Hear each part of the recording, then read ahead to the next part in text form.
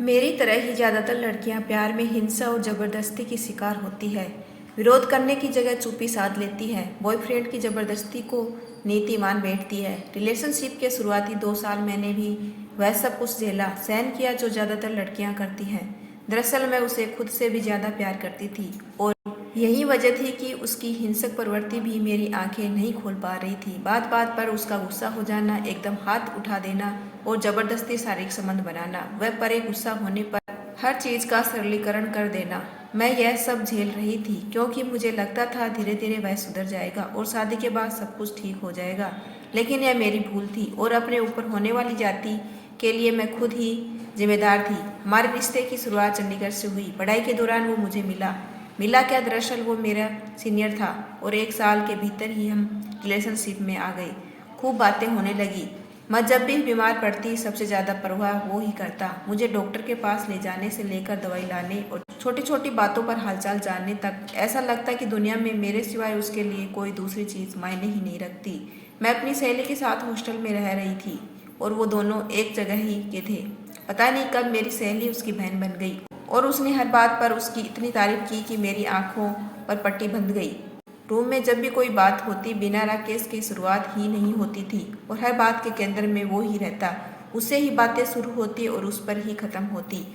पता ही नहीं चला कि मेरे मन के भीतर वह नायक की भूमिका में कब बस गया। बाकी लड़कों से एकदम अलग लगने लगा।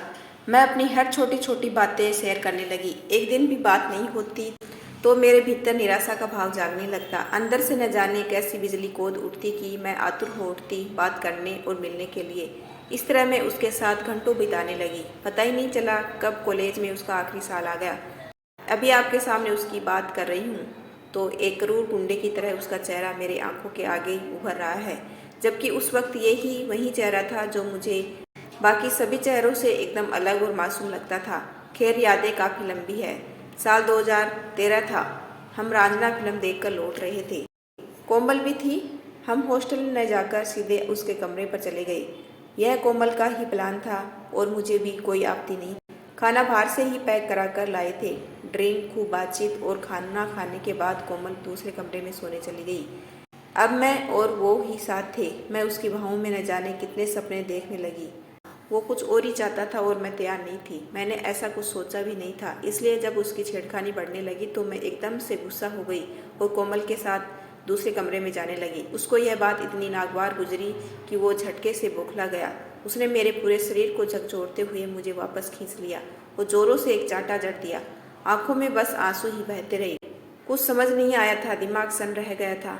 बिस्तर पर वो मेरे शरीर को नोच रहा था और मैं बेजान और बेसुध पड़ी थी। एक मन होता जोर से चिल्लाऊं, खूब रोऊं और कोई भारी चीज उसके सिर में मारकर कोमल के पास चली जाऊं।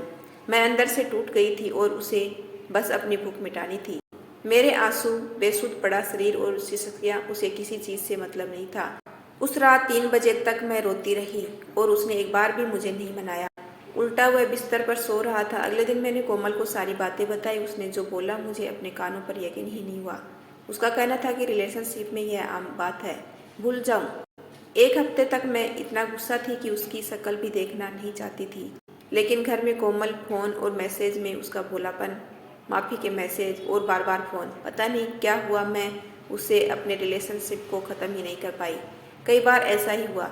वैसे वह सामान्य रहता, लेकिन जब उसका मन शारीरिक संबंध बनाने का होता तब खुकार में तब्दील हो जाता। हाथ उठाने से भी गुरेज नहीं करता, गालियां देने लगता। ऐसा ही चलता रहा और वो दिन भी आ गया जब कॉलेज में उसकी विदाई की पार्टी थी।